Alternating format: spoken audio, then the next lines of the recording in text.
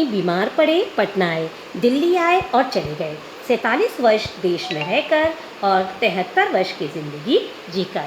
तो बच्चों, इस पैराग्राफ के अंतर्गत हमने फादर की भारत में शिक्षा, उनके कैरियर और उनके जीवन यापन के बारे में ज्ञान अर्जित किया और जाना कि फादर जब इंजीनियरिंग के अंतिम वर्ष में पढ़ रहे थे तब वे अपने धर्म गुरु के पास जाकर बोले कि मैं संन्यास लेना चाहता हूँ, सन्यासी बनना चाहता हूँ।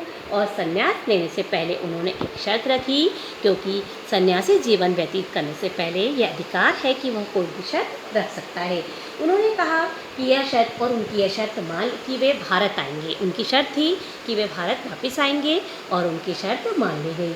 भारत आकर उन्होंने बच्चों पादरियों के बीच धर्माचार का अध्ययन किया कि धर्म का पालन कैसे किया जाता है, धर्म का आचरण कैसे किया जाता है, इसका उन्होंने अध्ययन किया। फिर इसके बाद बच्चों वे 10 वर्ष तक दार्जिलिंग में उन्होंने पढ़ाई की, कोलकाता में बीए किया और उन्होंने इलाहाबाद में, कोलकाता में बीए कर वे इलाहाबाद में उन्होंने एमए किया। फिर बच्चों उन्होंने सन 1850 में प्रयाग विश्वविद्यालय में हिंदी विभाग में रहकर उन्होंने रामकथा, उत्पत्ति और विकास और परिमल में उनके अध्याय पढ़े गए हैं। आदि की रचना की।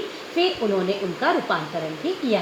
बाद में बच्चों वे सेंट जेवियर्स कॉलेज रांची में हिंदी तथा संस्कृत के विभाग के विभागाध्यक्ष हो गए। इसके बाद वे दिल्ली आए और वहीं दिल्ली चले गए।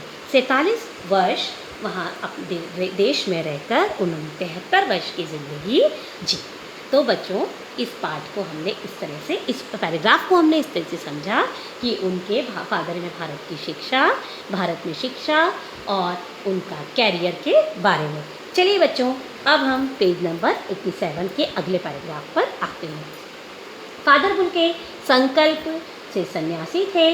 कभी कभी लगता है कि वह मन से सन्यासी नहीं थे, रिश्ता बनाते तो थे पर तोड़ते नहीं थे। दसियों साल बाद मिलने के बाद भी उसकी गंध महसूस होती थी। वह जब भी दिल्ली आते जरूर मिलते, खोजकर समय निकालकर गर्मी, सर्दी, बरसात झेल कर मिलते, चाहे 2 मिनट के लिए ही नहीं सही। यह कौन सन्यासी करता है। उनकी चिंता हिंदी को राष्ट्रभाषा के रूप में देखने की थी। हर मंच से उनकी तकलीफ बयान के इसके लिए अकाट्य तर्क देते। बच्चों, अकाट्य अंडरलाइन करेंगे, अकाट्य से काटा नहीं जा सकता, ऐसे तर्क देना। इसी एक सवाल पर उन्हें झुंझलाते देखा है और हिंदी वालों द्वारा ही हिंदी की उपेक्षा पर दुख करते उन्हें पाया है। घर परिवार के बारे में, निजी